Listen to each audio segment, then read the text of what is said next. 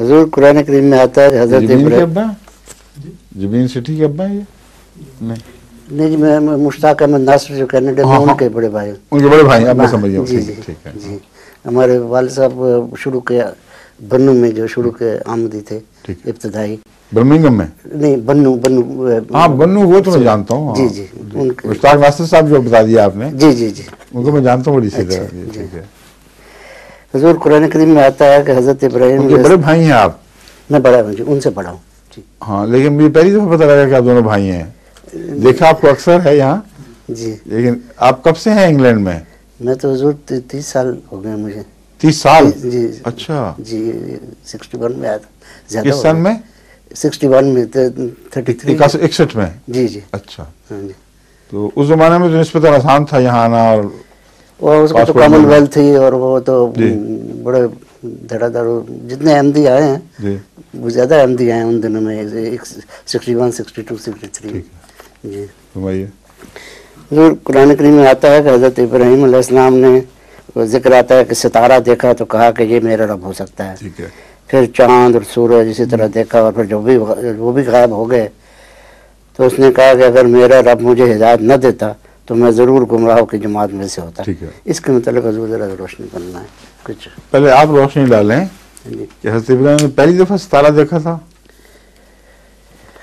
نہیں، پہلے بھی کئی دفعہ دیکھا، لیکن نہیں. کئی دفعہ دیکھا تھا یا روزانہ دیکھتے تھے؟ دیکھا، لیکن اس نظریے سے نہیں کہ ستارے کے بعد چاند بھی دیکھا کرتے تھے، ستارے کو ڈوبتے بھی دیکھتے تھے. بالکل ٹھیک. تو پھر یہ استدلال ہے. اچھا. یہ ایک طریقے استدلال ہے، اور اس آیت کے بعد اللہ تعالیٰ فرماتا ہے کہ ہم نے اس طرح ابراہیم کو مضبوط دلائل بخشے تھے اور بڑے قوی استدلال عطا فرمایا تھا. تو یہ ایک ڈیبیٹ کا طریق ہے. حضرت ابراہیم علیہ السلام کی ڈیبیٹ کا طریق وہ حیرت انگیز ہے. سب نبیوں سے ایک الگ انداز ہے. بتوں کا جھوٹا ہونا پیش نظر ثابت کرنا ہے کہ بت جھوٹے ہیں، بے لغو ہیں، بے معنی ہیں، کوئی طاقت نہیں. تو دلیل پتہ کیا دیتے ہیں؟ سارے بت توڑ دیتے ہیں، ایک کو رکھتے ہیں کھڑا. اور وہ جب آتے ہیں تو پوچھتے ہیں یہ کیا ہوا ہے؟ تو کہتے ہیں ان سے پوچھو کبیرہم ھذا. اب یہ بات بہت ایک خاص انداز ہے استدلال کا. یہ نہیں فرمایا کہ یہ ایک بچا ہوا ہے اس سے پوچھ لو،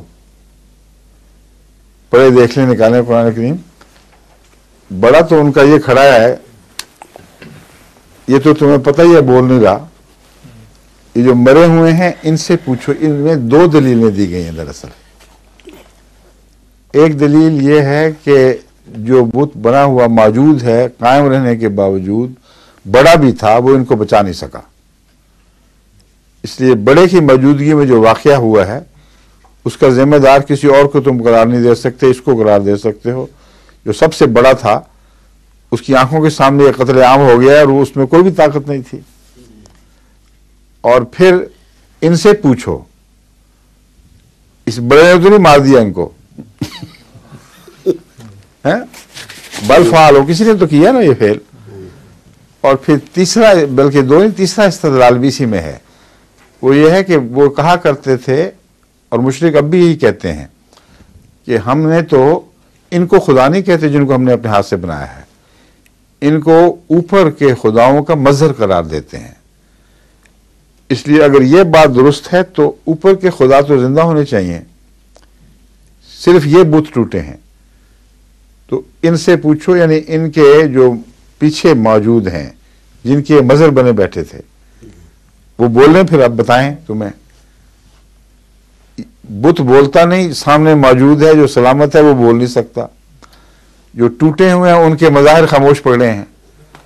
اس سے زیادہ کامل دلیل ایسی پختہ عام آدمی تصور میں بھی نہیں لا سکتا. اور پھر ان لوگوں کو سمجھ آ گئی، کیونکہ شروع میں تو بڑے تیش میں تھے، پھر نکسوا علی رؤوسہم، جب انہوں نے غور کیا تو انہوں نے کہا بالکل کچھ بھی نہیں ہمارے اندر. یہ حضرت ابراہیم کی طرز کلام ہے اور طرز استدلال ہے. ستارہ پرست بھی تھے، ان میں سورج پرست بھی، چاند پرست بھی. ان کو کہا اچھا یہ میرا خدا ہے، جس کا ایک طرز ہوتی ہے نا کہنے کی. اچھا یہ ستارے نکل آئے ہیں، یہ ہوں گے. پھر تو ساری رات ڈیبیٹ چلتی رہی ہے، آنکھوں کے سامنے ڈوب گئے. اور سنیں، جہاں تک میرا علم ہے کئی دن حضرت ابراہیم علیہ السلام کا مناظرہ جاری رہا تھا. جب تھکے سو جاتے ہوں گے، پھر اٹھ جاتے ہوں گے، پھر دوبارہ کام شروع ہو جاتا ہوگا.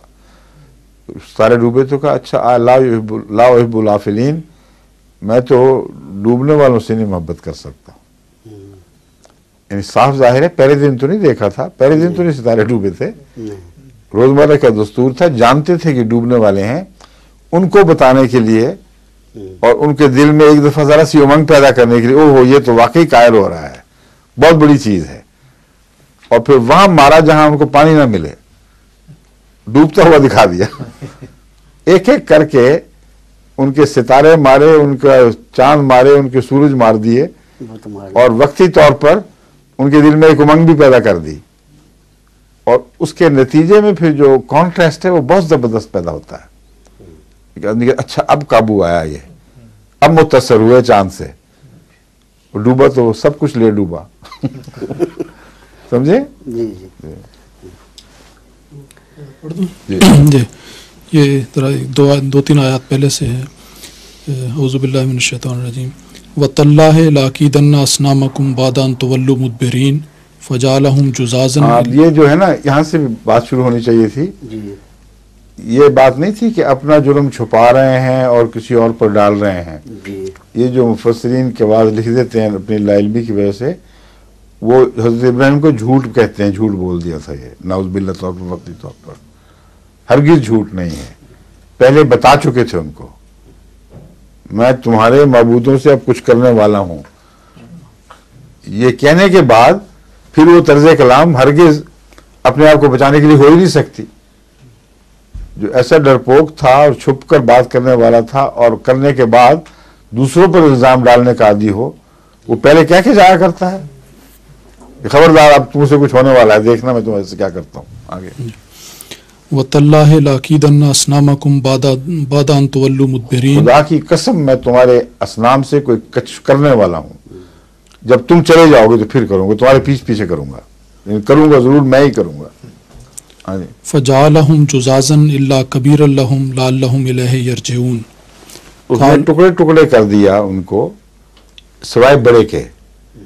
یہاں یہ فرمایا تاکہ اس کی طرف رجوع کریں، لیکن جب وہ آتے ہیں تو یہ نہیں فرمایا کہ اس سے پوچھو، یہ فرمایا ان سے پوچھو. پوچھیں نا، آگے چلیں آگے. ہاں. قالوا من فعل هذا بآلهتنا إنه لمن الظالمين. قالوا سمعنا فتى يذكرهم يقال له إبراهيم. قالوا پتہ تھا، مشہور تھا جی، ابراہیم میں کچھ کرنا ہے، کوئی چھپانے کی بات ہی نہیں تھی. آگے چلیں. قالوا فاتوا به على أعين الناس لعلهم يشهدون. قالوا أنت فعلت هذا بآلهتنا يا إبراهيم. قال بل فعله كبيرهم هذا فاسألوهم إن كانوا ينطقون. اب دیکھیں، فاسألوه نہیں فرمایا، پہلے تھا تاکہ اپنے بڑے کی طرف رجوع کر سکیں. اس لیے وہ سب دلائل جو میں نے بیان کیے 100% اس طرز کلام میں شامل ہیں. اپنی طرف سے میں نے کوئی بات نہیں بنائی. آغاز ہی میں بتا دیا تھا کہ جب بڑا بچہ ہو تو تبھی بات ہے کہ بڑے کی طرف ان کو رجوع کرنا چاہیے. لیکن جب وہ پوچھتے پھرتے ہیں کہ نہیں ہوا، تو حضرت ابراہیم قطعی استدلال یہ کر چکے ہیں اس وقت تک کہ اس بڑے کی ناکامی اور نااہلیت ان پر ثابت ہو چکی. کھڑا رہا یہاں، نہ روک سکا، نہ تم اس سے پوچھ سکے ہو. اگر پوچھا ہوتا تو مجھ سے کیوں پوچھتے؟ فرمایا کسی نے تو کیا ہے نا، اچھا اب ان سے پوچھ لو جو ٹوٹے پھوٹے بت پڑے ہیں. جب سلامت نہ بتا سکے تو ان سے پوچھنے کا کیا مطلب ہے؟ پھر اس کا میں بتا رہا ہوں مفہوم کہ دراصل بت پرست آج بھی یہی کہتے ہیں، پہلے بھی یہی کہا کرتے تھے کہ ہم اتنے بیوقوف نہیں کہ جن کو خود گھڑیں ان کو خدا بنائیں. یہ خداؤں کے مظہر ہیں، اور جب ایک شکل ان کو اس کی دے دیتے ہیں جو غائب خدا کی ہے، تو وہ پھر اس کے اندر داخل ہوتا، حلول بھی کرتا ہے بعض دفعہ، اس کی عزت اس کی عزت بن جاتی ہے، اور ہم جھکتے ہیں دراصل ان خداؤں کے لیے جو اس کے پیچھے ہیں، ان چیزوں کے پیچھے ہیں۔